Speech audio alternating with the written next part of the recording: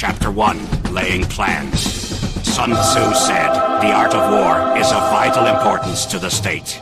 The art of war, then, is governed by 5 constant factors to be taken into account in one's deliberations when seeking to determine the conditions obtaining in the field. These are the moral law, heaven, earth, the commander, method, and discipline. The moral law causes the people to be in complete accord with their ruler, so that they will follow him regardless of their lives, undismayed by any danger. Heaven signifies night and day, cold and heat, times and seasons. Earth comprises distances, great and small, danger and security, open ground and narrow passes, the chances of life and death. The commander stands for the virtues of wisdom, sincerity, benevolence, courage, and strictness. By method and discipline are to be understood the marshalling of the army in its proper subdivisions, the graduations of rank among the officers, the maintenance of roads by which supplies may reach the army, and the control of military expenditure. These 5 heads should be familiar to every general. He who knows them will be victorious. He who knows them not will fail. Therefore, in your deliberations, when seeking to determine the military conditions, let them be made the basis of a comparison in this wise. Which of the 2 sovereigns is imbued with the moral law? Which of the 2 generals has most ability? With whom lie the advantages derived from heaven and earth? On which side is discipline most rigorously enforced? Which army is stronger? On which side are officers and men more highly trained? In which army is there the greater constancy both in reward and punishment? By means of these 7 considerations, I can forecast victory or defeat. The general that hearkens to my counsel and acts upon it will conquer. Let such a one be retained in command. The general that hearkens not to my counsel nor acts upon it will suffer defeat. Let such a one be dismissed. While heading the profit of my counsel, avail yourself also of any helpful circumstances over and beyond the ordinary rules. According as circumstances are favorable, one should modify one's plans. All warfare is based on deception. Hence, when able to attack, we must seem unable. When using our forces, we must seem inactive. When we are near, we must make the enemy believe we are far away. When far away, we must make him believe we are near. Hold out baits to entice the enemy. Feign disorder and crush him. If he is secure at all points, be prepared for him. If he is in superior strength, evade him. If your opponent is of choleric temper, seek to irritate him. Pretend to be weak, that he may grow arrogant. If he is taking his ease, give him no rest. If his forces are united, separate them. Attack him where he is unprepared. Appear where you are not expected. These military devices, leading to victory, must not be divulged beforehand. Now the general who wins a battle makes many calculations in his temple ere the battle is fought. The general who loses a battle makes but few calculations beforehand. Thus, do many calculations lead to victory and few calculations to defeat? How much more no calculation at all? It is by attention to this point that I can foresee who is likely to win or lose. Chapter 2. Waging War. Sun Tzu said, "In the operations of war, where there are in the field 1,000 swift chariots, as many heavy chariots, and 100,000 mail-clad soldiers, with provisions enough to carry them 1,000 li. The expenditure at home and at the front, including entertainment of guests, small items such as glue and paint, and sums spent on chariots and armor, will reach the total of 1,000 ounces of silver per day. Such is the cost of raising an army of men. When you engage in actual fighting, if victory is long in coming, then men's weapons will grow dull, and their ardor will be damped. If you lay siege to a town, you will exhaust your strength. Again, if the campaign is protracted, the resources of the state will not be equal to the strain. Now when your weapons are dulled, your ardor damped, your strength exhausted, and your treasure spent, other chieftains will spring up to take advantage of your extremity. Then no man, however wise, will be able to avert the consequences that must ensue. Thus, though we have heard of stupid haste in war, cleverness has never been seen associated with long delays. There is no instance of a country having benefited from prolonged warfare. It is only one who is thoroughly acquainted with the evils of war that can thoroughly understand the profitable way of carrying it on. The skillful soldier does not raise a second levy. Neither are his supply wagons loaded more than twice. Bring war material with you from home, but forage on the enemy. Thus the army will have food enough for its needs. Poverty of the state exchequer causes an army to be maintained by contributions from a distance. Contributing to maintain an army at a distance causes the people to be impoverished. On the other hand, the proximity of an army causes prices to go up, and high prices cost the people's substance to be drained away. When their substance is drained away, the peasantry will be afflicted by heavy exactions. With this loss of substance and exhaustion of strength, the homes of the people will be stripped bare, and 3/10 of their income will be dissipated. While government expenses for broken chariots, worn-out horses, breastplates and helmets, bows and arrows, spears and shields, protective mantles, draft oxen and heavy wagons will amount to 4/10 of its total revenue. Hence a wise general makes a point of foraging on the enemy. One cartload of the enemy's provisions is equivalent to 20 of one's own, and likewise a single pikul of his provender is equivalent to 20 from one's own store. Now, in order to kill the enemy, our men must be roused to anger. That there may be advantage from defeating the enemy, they must have their rewards. Therefore, in chariot fighting, when 10 or more chariots have been taken, those should be rewarded who took the first. Our own flags should be substituted for those of the enemy, and the chariots mingled and used in conjunction with ours. The captured soldiers should be kindly treated and kept. This is called using the conquered foe to augment one's own strength. In war, then, let your great object be victory, not lengthy campaigns. Thus it may be known that the leader of armies is the arbiter of the people's fate, the man on whom it depends whether the nation shall be in peace or in peril. Chapter 3. Attack by Stratagem. Sun Tzu said, "In the practical art of war, the best thing of all is to take the enemy's country whole and intact. To shatter and destroy it is not so good. So too, it is better to recapture an army entire than to destroy it. To capture a regiment, a detachment, or a company entire than to destroy them. Hence to fight and conquer in all your battles is not supreme excellence. Supreme excellence consists in breaking the enemy's resistance without fighting. Thus, the highest form of generalship is to balk the enemy's plans. The next best is to prevent the junction of the enemy's forces. The next in order is to attack the enemy's army in the field. And the worst policy of all is to besiege walled cities. The rule is not to besiege walled cities if it can possibly be avoided. The preparation of mantlets, movable shelters, and various implements of war will take up 3 whole months, and the piling up of mounds over against the walls will take 3 months more. The general, unable to control his irritation, will launch his men to the assault like swarming ants, with the result that 1/3 of his men are slain, while the town still remains untaken. Such are the disastrous effects of a siege. Therefore, the skillful leader subdues the enemy's troops without any fighting. He captures their cities without laying siege to them. He overthrows their kingdom without lengthy operations in the field. With his forces intact, he will dispute the mastery of the empire, and thus, without losing a man, his triumph will be complete. This is the method of attacking by stratagem. It is the rule in war, if our forces are 10 to the enemy's 1, to surround him, if 5 to 1, to attack him, if twice as numerous, to divide our army into 2. If equally matched, we can offer battle. If slightly inferior in numbers, we can avoid the enemy. If quite unequal in every way, we can flee from him. Hence, though an obstinate fight may be made by a small force, in the end, it must be captured by the larger force. Now the general is the bulwark of the state. If the bulwark is complete at all points, the state will be strong. If the bulwark is defective, the state will be weak. There are 3 ways in which a ruler can bring misfortune upon his army. By commanding the army to advance or to retreat, being ignorant of the fact that it cannot obey. This is called hobbling the army.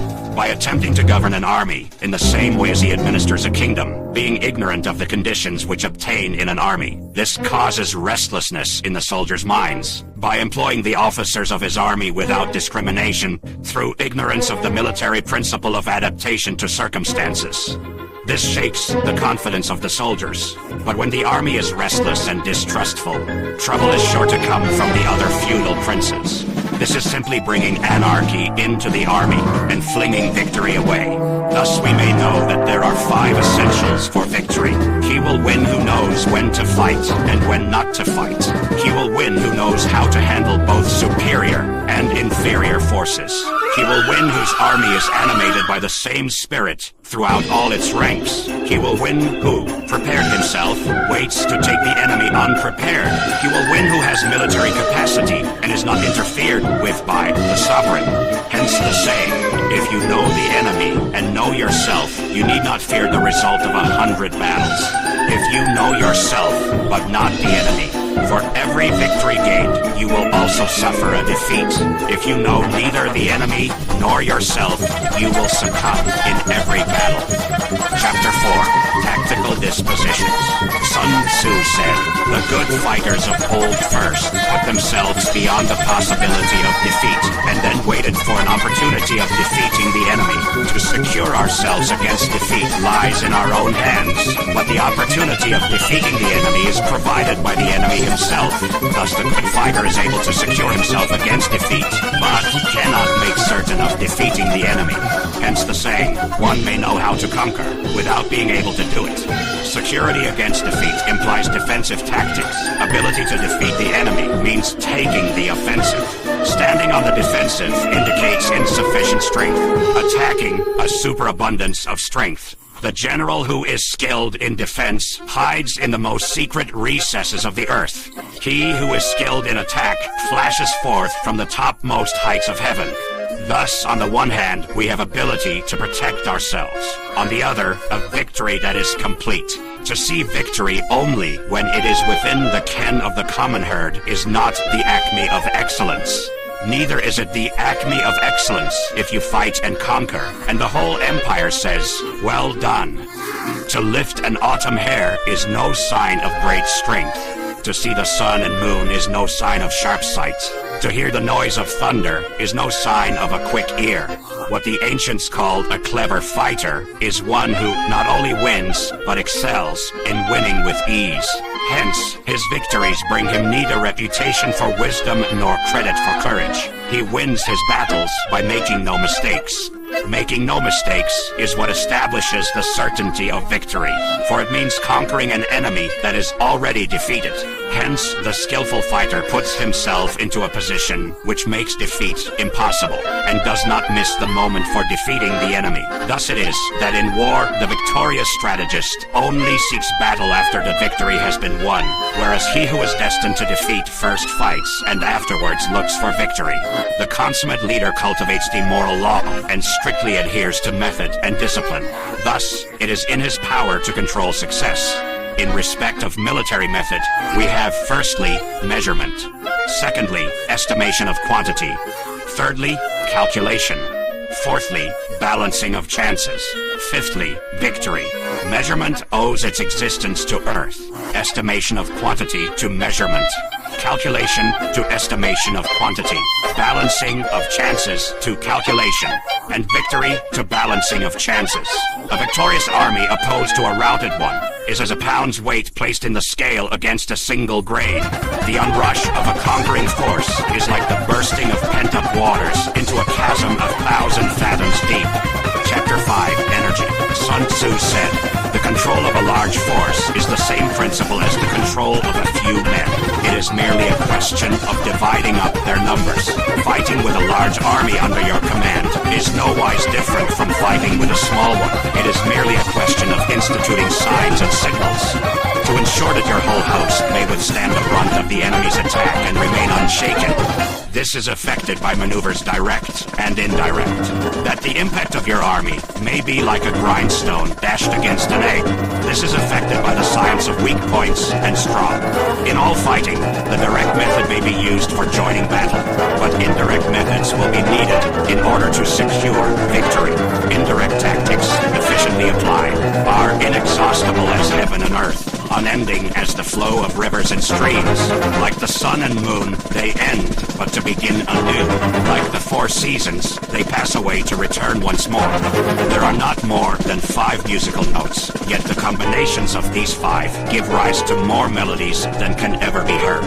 There are not more than 5 primary colors: blue, yellow, red, white, and black. Yet in combination, they produce more hues than can ever be seen. There are not more than 5 cardinal tastes: sour, acrid, salt, sweet, bitter. Yet combinations of them yield more flavors than can ever be tasted. In battle, there are not more than 2 methods of attack: the direct and the indirect. Yet these 2 in combination give rise to an endless series of maneuvers. The direct and the indirect lead onto each other in turn. It is like moving in a circle. You never come to an end. Who can exhaust the possibilities of their combination? The onset of troops is like the rush of a torrent, which will even roll stones along in its course. The quality of decision is like the well-timed swoop of a falcon, which enables it to strike and destroy its victim. Therefore, the good fighter will be terrible in his onset and prompt in his decision. Energy may be likened to the bending of a crossbow, decision to the releasing of a trigger. Amid the turmoil and tumult of battle, there may be seeming disorder and yet no real disorder at all. Amid confusion and chaos, your array may be without head or tail, yet it will be proof against defeat. Simulated disorder postulates perfect discipline. Simulated fear postulates courage. Simulated weakness postulates strength. Hiding order beneath the cloak of disorder is simply a question of subdivision. Concealing courage under a show of timidity presupposes a fund of latent energy. Masking strength with weakness is to be effected by tactical dispositions. Thus, one who is skillful at keeping the enemy on the move maintains deceitful appearances, according to which the enemy will act. He sacrifices something, that the enemy may snatch at it. By holding out baits, he keeps him on the march. Then, with a body of picked men, he lies in wait for him. The clever combatant looks to the effect of combined energy and does not require too much from individuals. Hence his ability to pick out the right men and utilize combined energy. When he utilizes combined energy, his fighting men become, as it were, like unto rolling logs or stones. For it is the nature of a log or stone to remain motionless on level ground, and to move when on a slope, if four-cornered, to come to a standstill, but if round-shaped, to go rolling down. Thus the energy developed by good fighting men is as the momentum of a round stone rolled down a mountain thousands of feet in height. So much on the subject of energy. Chapter 6, Weak Points and Strong. Sun Tzu said, "Whoever is first in the field and awaits the coming of the enemy will be fresh for the fight. Whoever is second in the field and has to hasten to battle will arrive exhausted. Therefore, the clever combatant imposes his will on the enemy, but does not allow the enemy's will to be imposed on him. By holding out advantages to him, he can cause the enemy to approach of his own accord, or, by inflicting damage, he can make it impossible for the enemy to draw near. If the enemy is taking his ease, he can harass him. If well supplied with food, he can starve him out. If quietly encamped, he can force him to move, appear at points which the enemy must hasten to defend, march swiftly to places where you are not expected. An army may march great distances without distress. If it marches through country where the enemy is not, you can be sure of succeeding in your attacks if you only attack places which are undefended. You can ensure the safety of your defense if you only hold positions that cannot be attacked. Hence, the general is skillful in attack, whose opponent does not know what to defend, and he is skillful in defense, whose opponent does not know what to attack. O divine art of subtlety and secrecy! Through you, we learn to be invisible. Through you, inaudible. and hence we can hold the enemy's fate in our hands. You may advance and be absolutely irresistible if you make for the enemy's weak points. You may retire and be safe from pursuit if your movements are more rapid than those of the enemy. If we wish to fight, the enemy can be forced to an engagement even though he be sheltered behind a high rampart and a deep ditch. All we need do is attack some other place that he will be obliged to relieve. If we do not wish to fight, we can prevent the enemy from engaging us even though the lines of our encampment be merely traced out on the ground. All we need do is to throw something odd and unaccountable in his way. By discovering the enemy's dispositions and remaining invisible ourselves, we can keep our forces concentrated while the enemy's must be divided.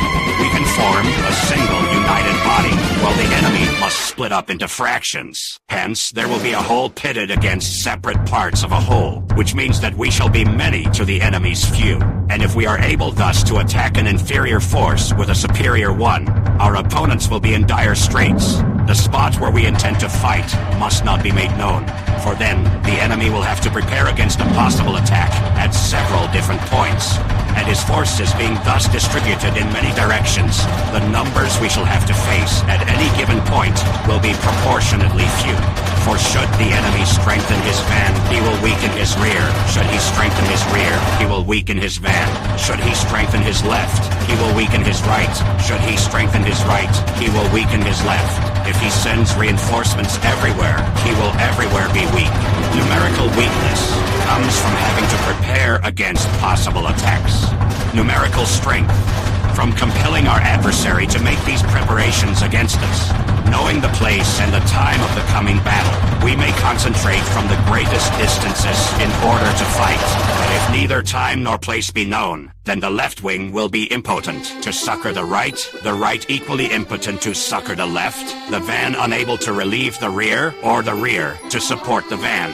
How much more so if the furthest portions of the army are anything under 100 li apart, and even the nearest are separated by several li, though according to my estimate, the soldiers of UA exceed our own in number, that shall advantage them nothing in the matter of victory. I say then that victory can be achieved. Though the enemy be stronger in numbers, we may prevent him from fighting. Scheme so as to discover his plans and the likelihood of their success. Rouse him, and learn the principle of his activity or inactivity. Force him to reveal himself, so as to find out his vulnerable spots. Carefully compare the opposing army with your own, so that you may know where strength is superabundant and where it is deficient. In making tactical dispositions, the highest pitch you can attain is to conceal them. Conceal your dispositions, and you will be safe from the prying of the subtlest spies, from the machinations of the wisest brains. How victory may be produced for them out of the enemy's own tactics. That is what the multitude cannot comprehend. All men can see the tactics whereby I conquer, but what none can see is the strategy out of which victory is evolved. Do not repeat the tactics which have gained you one victory, but let your methods be regulated by the infinite variety of circumstances. Military tactics are like unto water. For water in its natural course runs away from high places and hastens downwards. So in war, the way is to avoid what is strong and to strike at what is weak. Water shapes its course according to the nature of the ground over which it flows. The soldier works out his victory in relation to the foe whom he is facing. Therefore, just as water retains no constant shape, so in warfare there are no constant conditions. He who can modify his tactics in relation to his opponent and thereby succeed in winning may be called a heaven-born captain. The five elements, water, fire, wood, metal, earth, are not always equally predominant. The four seasons make way for each other in turn. There are short days and long. The moon has its periods of waning and waxing. Chapter 7, Maneuvering. Sun Tzu said, in war, the general receives his commands from the sovereign. Having collected an army and concentrated his forces, he must blend and harmonize the different elements thereof before pitching his camp. After that comes tactical maneuvering, than which there is nothing more difficult. The difficulty of tactical maneuvering consists in turning the devious into the direct and misfortune into gain. Thus, to take a long and circuitous route, after enticing the enemy out of the way, and though starting after him, to contrive to reach the goal before him, shows knowledge of the artifice of deviation. Maneuvering with an army is advantageous, with an undisciplined multitude most dangerous. If you set a fully equipped army in march in order to snatch an advantage, chances are that you will be too late. On the other hand, to detach a flying column for the purpose involves the sacrifice of its baggage and stores. Thus, if you order your men to roll up their buff coats and make forced marches without halting day or night, covering double the usual distance at a stretch, doing 100 LI in order to wrest an advantage, the leaders of all your 3 divisions will fall into the hands of the enemy. The stronger men will be in front, the jaded ones will fall behind, and on this plan, only 1/10 of your army will reach its destination. If you march 50 LI in order to outmaneuver the enemy, you will lose the leader of your 1st division, and only half your force will reach the goal. If you march 30 LI with the same object, 2/3 of your army will arrive. We may take it then that an army without its baggage train is lost. Without provisions, it is lost. Without bases of supply, it is lost. We cannot enter into alliances until we are acquainted with the designs of our neighbors. We are not fit to lead an army on the march unless we are familiar with the face of the country, its mountains and forests, its pitfalls and precipices, its marshes and swamps. We shall be unable to turn natural advantage to account unless we make use of local guides. In war, practice dissimulation, and you will succeed. Whether to concentrate or to divide your troops must be decided by circumstances. Let your rapidity be that of the wind, your compactness that of the forest. In raiding and plundering be like fire, is immovability like a mountain. Let your plans be dark and impenetrable as night, and when you move, fall like a thunderbolt. When you plunder a countryside, let the spoil be divided amongst your men. When you capture new territory, cut it up into allotments for the benefit of the soldiery. Ponder and deliberate before you make a move. He will conquer who has learnt the artifice of deviation. Such is the art of maneuvering. The Book of Army Management says, on the field of battle, the spoken word does not carry far enough. Hence the institution of gongs and drums. Nor can ordinary objects be seen clearly enough. Hence the institution of banners and flags. Gongs and drums, banners and flags, are means whereby the ears and eyes of the host may be focused on one particular point. The host thus forming a single united body. Is it impossible either for the brave to advance alone, or for the cowardly to retreat alone? This is the art of handling large masses of men. In night fighting, then, make much use of signal fires and drums, and in fighting by day, of flags and banners, as a means of influencing the ears and eyes of your army. A whole army may be robbed of its spirit. A commander-in-chief may be robbed of his presence of mind. Now a soldier's spirit is keenest in the morning. By noonday, it has begun to flag, and in the evening, his mind is bent only on returning to camp. A clever general, therefore, avoids an army when its spirit is keen, but attacks it when it is sluggish and inclined to return. This is the art of studying moods, disciplined and calm, to await the appearance of disorder and hubbub amongst the enemy. This is the art of retaining self-possession, to be near the goal while the enemy is still far from it, to wait at ease while the enemy is toiling and struggling, to be well fed while the enemy is famished. This is the art of husbanding one's strength, to refrain from intercepting an enemy whose banners are in perfect order, to refrain from attacking an army drawn up in calm and confident array. This is the art of studying circumstances. It is a military axiom not to advance uphill against the enemy, nor to oppose him when he comes downhill. Do not pursue an enemy who simulates flight. Do not attack soldiers whose temper is keen. Do not swallow bait offered by the enemy. Do not interfere with an army that is returning home. When you surround an army, leave an outlet free. Do not press a desperate foe too hard. Such is the art of warfare. Chapter 8, Variation in Tactics. Sun Tzu said, in war, the general receives his commands from the sovereign, collects his army, and concentrates his forces. When in difficult country, do not encamp. In country where high roads intersect, join hands with your allies. Do not linger in dangerously isolated positions. In hemmed-in situations, you must resort to stratagem. In desperate position, you must fight. There are roads which must not be followed, armies which must be not attacked, towns which must be besieged, positions which must not be contested, commands of the sovereign which must not be obeyed. The general, who thoroughly understands the advantages that accompany variation of tactics, knows how to handle his troops. The general who does not understand these may be well acquainted with the configuration of the country, yet he will not be able to turn his knowledge to practical account. So, the student of war who is unversed in the art of war of varying his plans, even though he be acquainted with the 5 advantages, will fail to make the best use of his men. Hence, in the wise leader's plans, considerations of advantage and of disadvantage will be blended together. If our expectation of advantage be tempered in this way, we may succeed in accomplishing the essential part of our schemes. If, on the other hand, in the midst of difficulties, we are always ready to seize an advantage, we may extricate ourselves from misfortune, reduce the hostile chiefs by inflicting damage on them, and make trouble for them, and keep them constantly engaged, hold out specious allurements, and make them rush to any given point.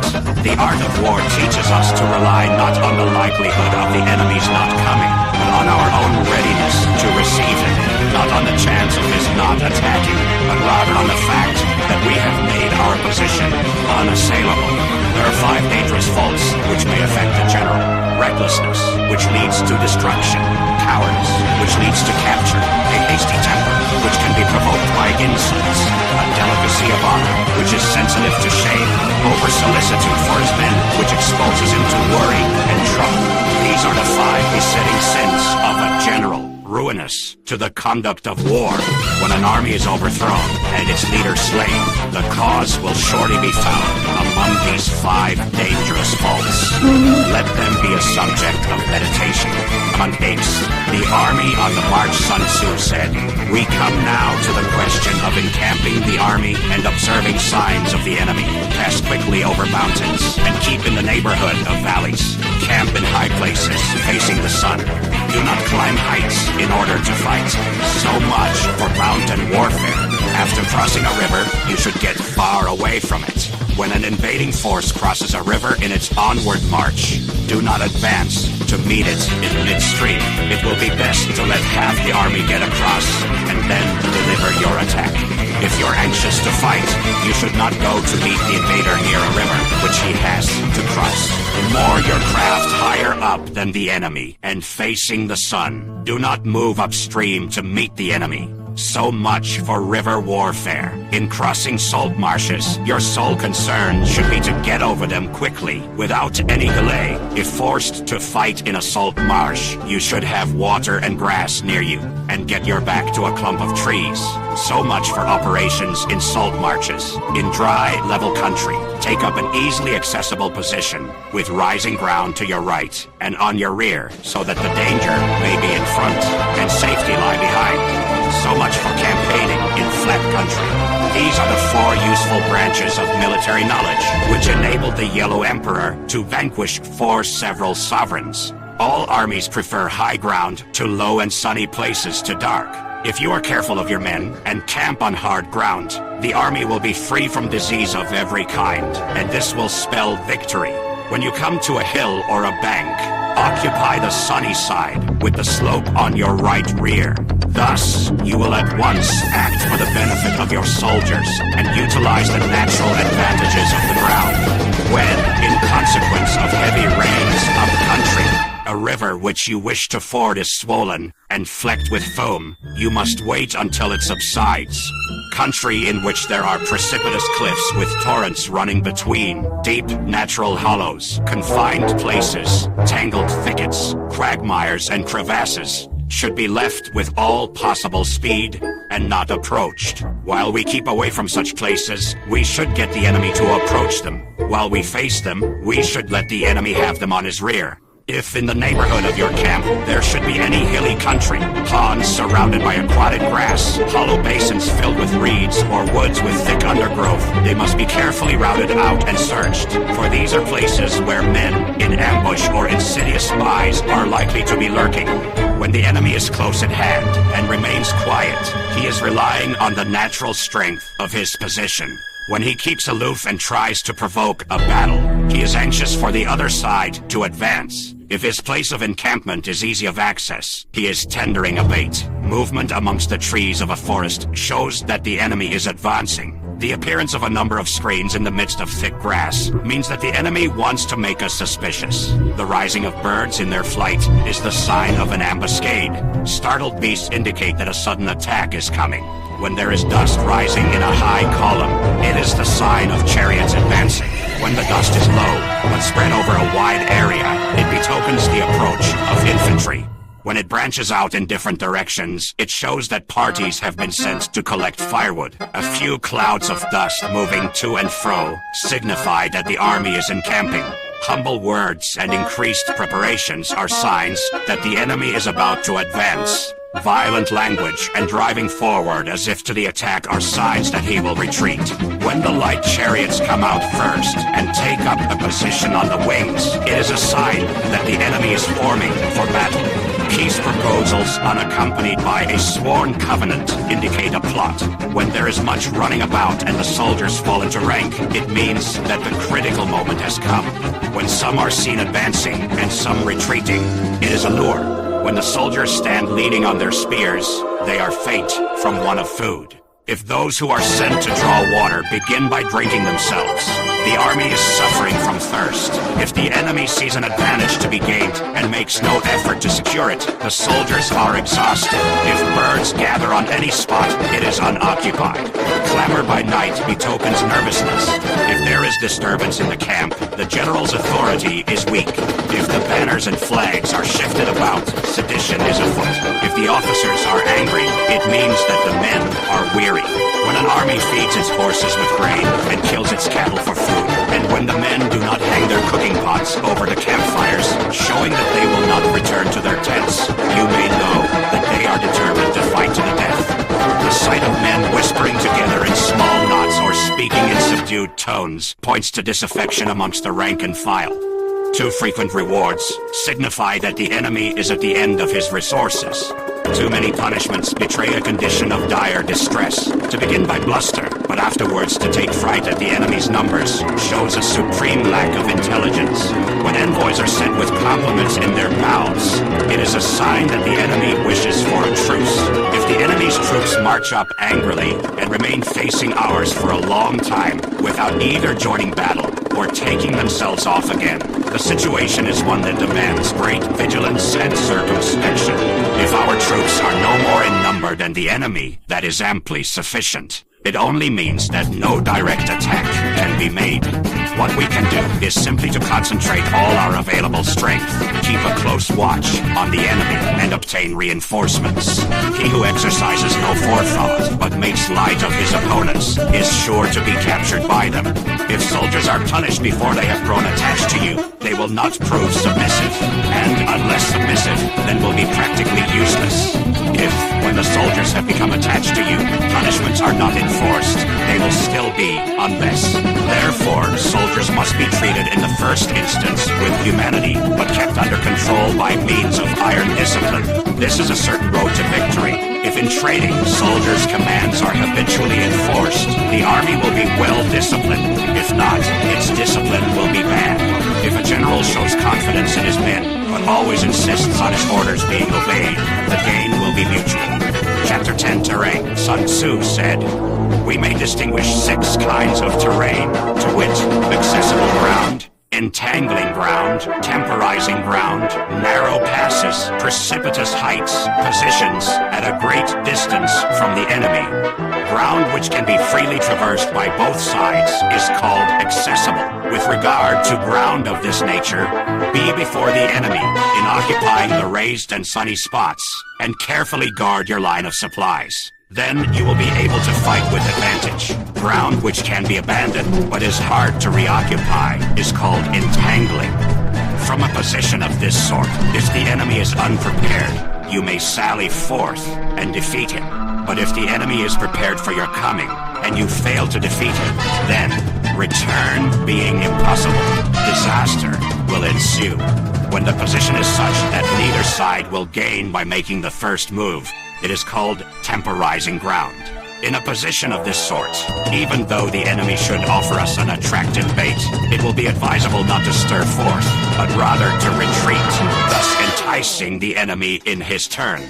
Then, when part of his army has come out, we may deliver our attack with advantage. With regard to narrow passes, if you can occupy them first, let them be strongly garrisoned, and await the advent of the enemy. Should the army forestall you in occupying a pass, do not go after him if the pass is fully garrisoned, but only if it is weakly garrisoned. With regard to precipitous heights, if you are beforehand with your adversary, you should occupy the raised and sunny spots, and there wait for him to come up. If the enemy has occupied them before you, do not follow him, but retreat and try to entice him away. If you are situated at a great distance from the enemy, and the strength of the two armies is equal, it is not easy to provoke a battle, and fighting will be to your disadvantage.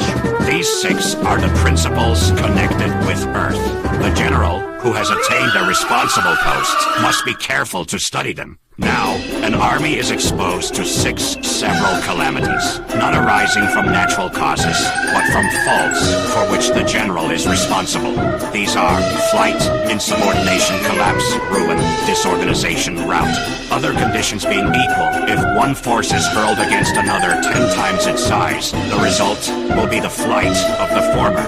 When the common soldiers are too strong, and their officers too weak, the result is insubordination.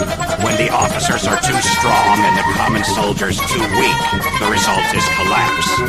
When the higher officers are angry and insubordinate, and on meeting the enemy give battle on their own account from a feeling of resentment, before the commander-in-chief can tell whether or no he is in a position to fight, the result is ruin. When the general is weak and without authority, when his orders are not clear and distinct, when there are no fixes duties assigned to officers and men, and the ranks are formed in a slovenly, haphazard manner, the result is utter disorganization. When a general, unable to estimate the enemy's strength, allows an inferior force to engage a larger one, or hurls a weak detachment against a powerful one, and neglects to place picked soldiers in the front rank, the result must be rout.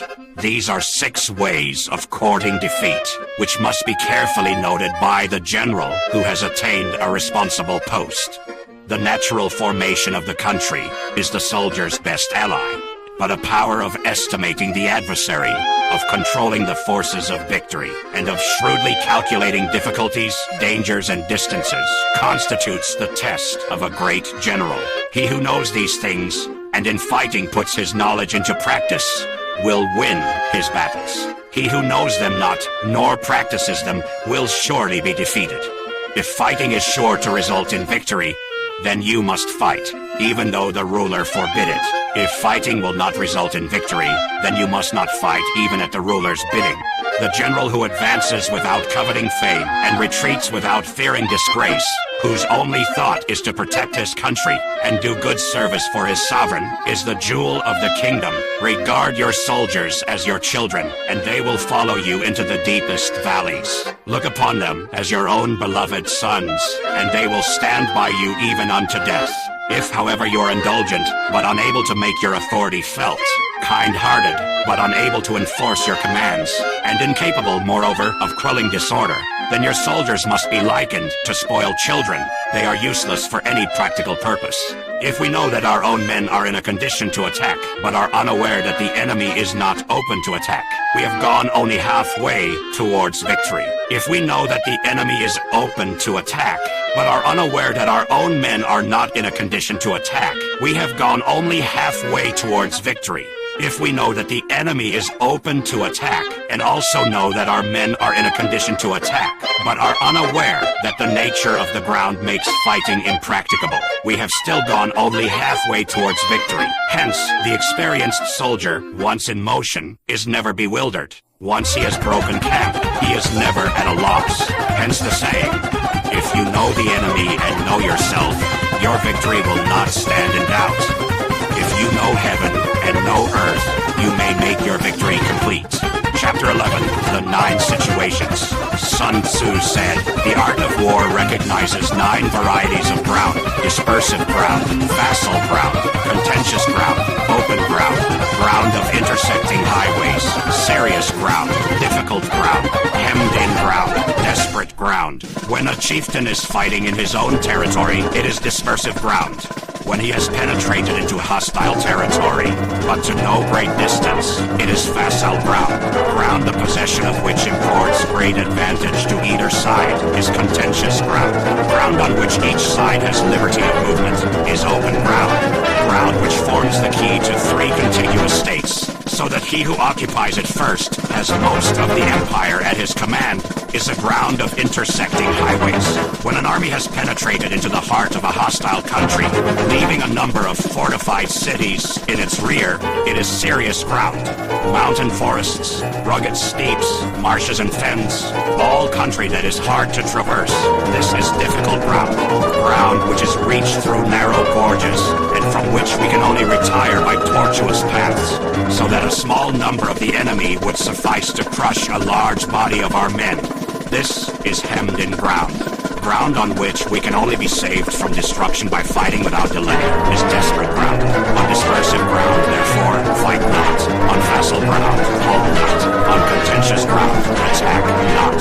On open ground, do not try to block the enemy's way. On the ground of intersecting highways, join hands with your allies. On serious ground, gather in plunder. In difficult ground, keep steadily on the march. On hemmed-in ground, resort to stratagem. On desperate ground, fight. Those who were called skillful leaders of old knew how to drive a wedge between the enemy's front and rear, to prevent cooperation between his large and small divisions, to hinder the good troops from rescuing the bad, the officers from rallying their men. When the enemy's men were united, they managed to keep them in disorder. When it was to their advantage, they made a forward move. When otherwise, they stopped still.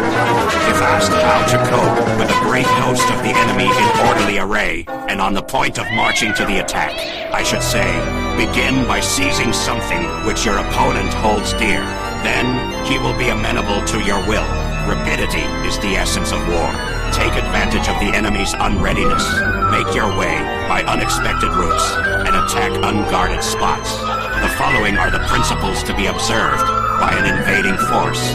The further you penetrate into a country, the greater will be the solidarity of your troops, and thus the defenders will not prevail against you. Make forays in fertile country in order to supply your army with food.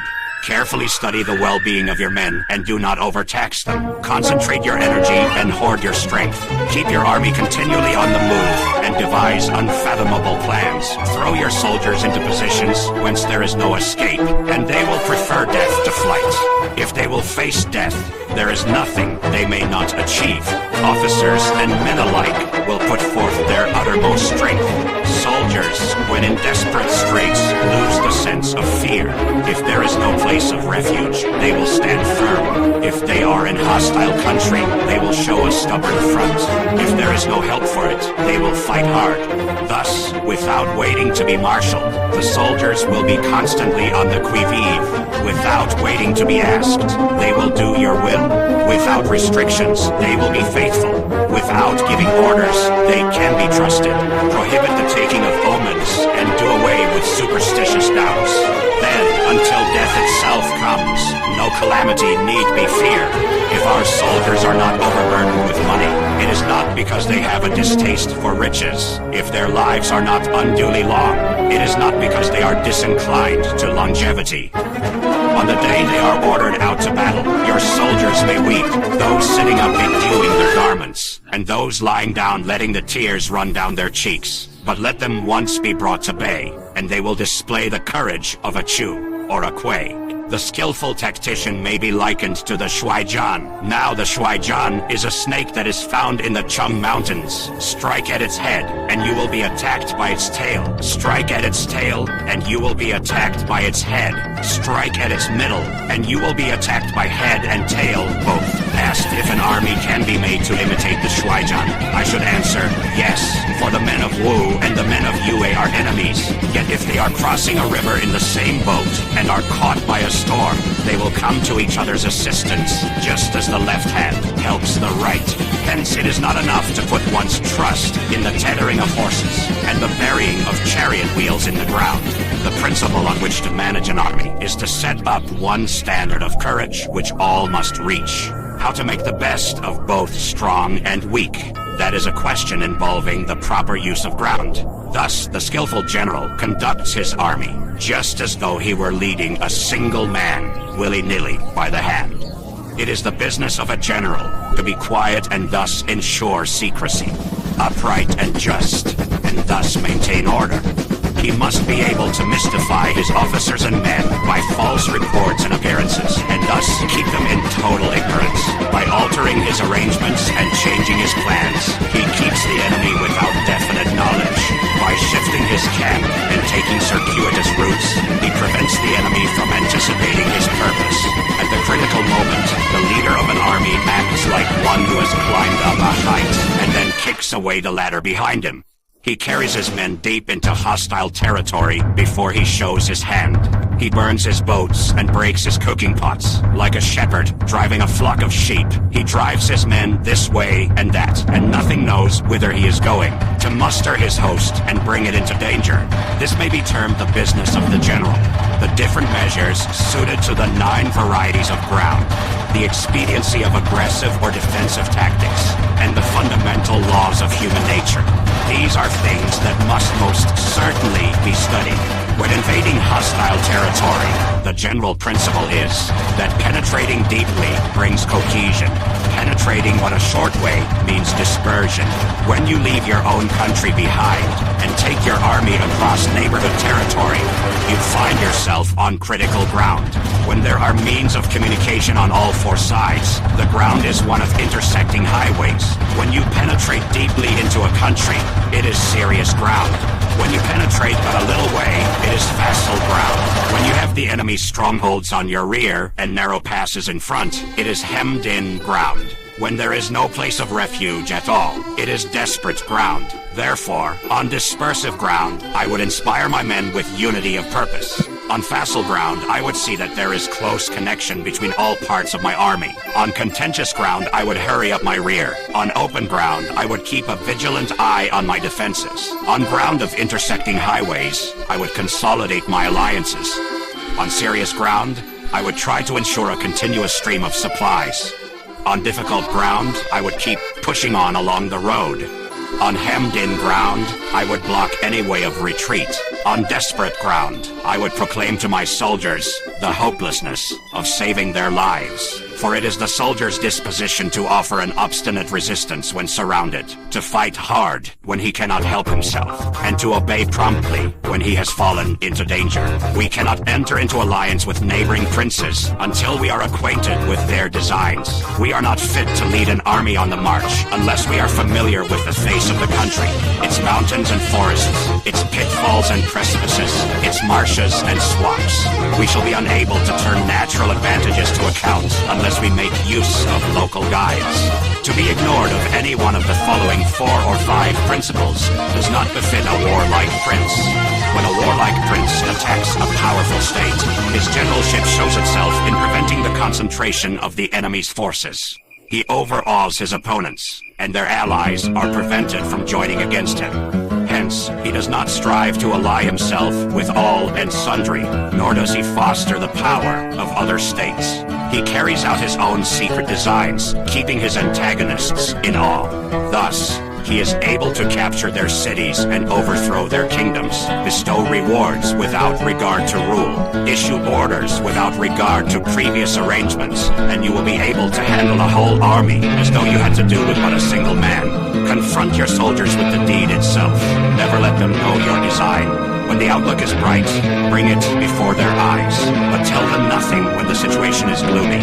Place your army in deadly peril, and it will survive.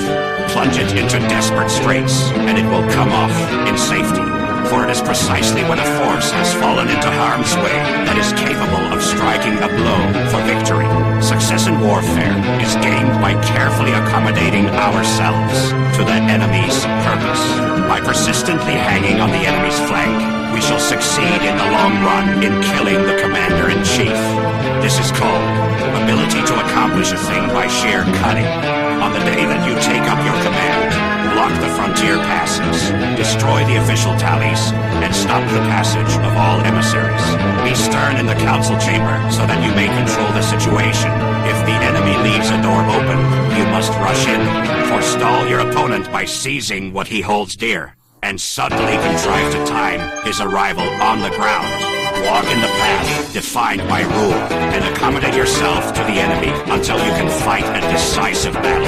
At first, then, exhibit the coyness of a maiden until the enemy gives you an opening. Afterwards, emulate the rapidity of a running hare, and it will be too late for the enemy to oppose you. Chapter 12. The Attack by Fire. Sun Tzu said, "There are 5 ways of attacking with fire. The first is to burn soldiers in their camp. The second is to burn stores.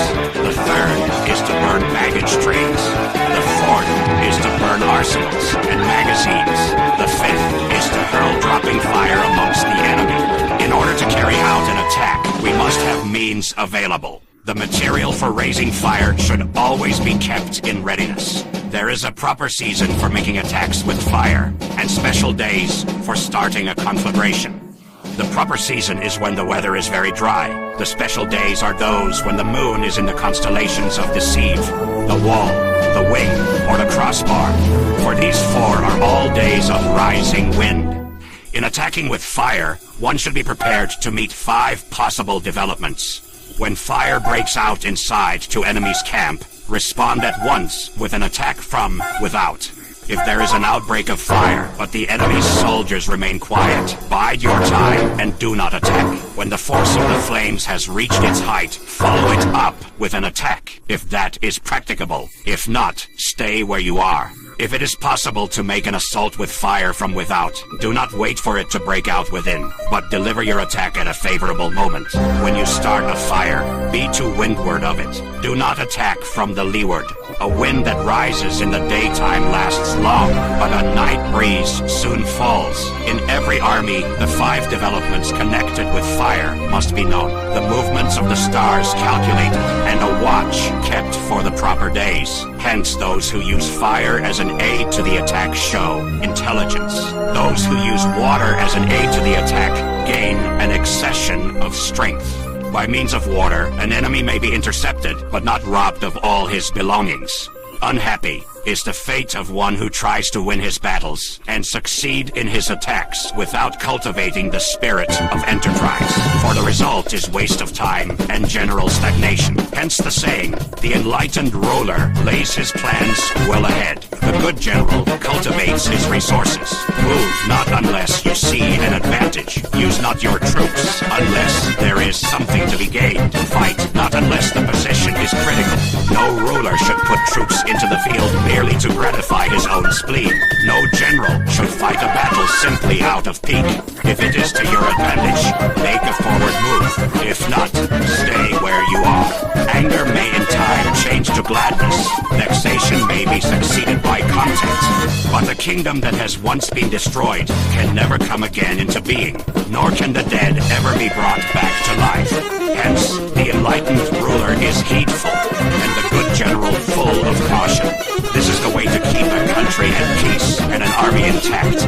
Chapter 13. The Use of Spies. Sun Tzu said, raising a host of 100,000 men and marching them great distances entails heavy loss on the people and a drain on the resources of the state. The daily expenditure will amount to 1,000 ounces of silver. There will be commotion at home and abroad, and men will drop down exhausted on the highways. As many as 700,000 families will be impeded in their labor. Hostile armies may face each other for years, striving for the victory which is decided in a single day. This being so, to remain in ignorance of the enemy's condition simply because one grudges the outlay of 100 ounces of silver in honors and emoluments is the height of inhumanity. One who acts thus is no leader of men, no present help to his sovereign, no master of victory. Thus, what enables the wise sovereign and the good general to strike and conquer, and achieve things beyond the reach of ordinary men, is foreknowledge. Now this foreknowledge cannot be elicited from spirits. It cannot be obtained inductively from experience, nor by any deductive calculation. Knowledge of the enemy's dispositions can only be obtained from other men. Hence, the use of spies, of whom there are 5 classes: local spies, inward spies, converted spies, doomed spies, surviving spies. When these 5 kinds of spy are all at work, none can discover the secret system. This is called divine manipulation of the threads. It is the sovereign's most precious faculty. Having local spies means employing the services of the inhabitants of a district. Having inward spies, making use of officials of the enemy. Having converted spies, getting hold of the enemy's spies and using them for our own purposes. Having doomed spies, doing certain things openly for purposes of deception, and allowing our spies to know of them and report them to the enemy. Surviving spies, finally, are those who bring back news from the enemy's camp. Hence, it is that which none in the whole army are more intimate relations to be maintained than with spies. None should be more liberally rewarded. In no other business should greater secrecy be preserved. Spies cannot be usefully employed without a certain intuitive sagacity. They cannot be properly managed without benevolence and straightforwardness. Without subtle ingenuity of mind, one cannot make certain of the truth of their reports. Be subtle, and use your spies for every kind of business. If a secret piece of news is divulged by a spy before the time is ripe, he must be put to death together with the man to whom the secret was told. Whether the object be to crush an army, to storm a city, or to assassinate an individual, it is always necessary to begin by finding out the names of the attendants, the aides de camp, and doorkeepers, and sentries of the general in command. Our spies must be commissioned to ascertain these. The enemy spies who have come to spy on us must be sought out, tempted with bribes, led away, and comfortably housed. Thus, they will become converted spies and available for our service. It is through the information brought by the converted spy that we are able to acquire and employ local and inward spies. It is owing to his information, again, that we can cause the doomed spy to carry false tidings to the enemy. Lastly, it is by his information that the surviving spy can be used on appointed occasions. The end and aim of spying in all its 5 varieties is knowledge of the enemy, and this knowledge can only be derived, in the first instance, from the converted spy. Hence, it is essential that the converted spy be treated with the utmost liberality. Of old, the rise of the Yin dynasty was due to Ai Chi, who had served under the Hsia. Likewise, the rise of the Zhou dynasty was due to Liu Ya, who had served under the Yin. Hence it is only the enlightened ruler and the wise general who will use the highest intelligence of the army for purposes of spying, and thereby they achieve great results. Spies are a most important element in water, because on them depends an army's ability to move.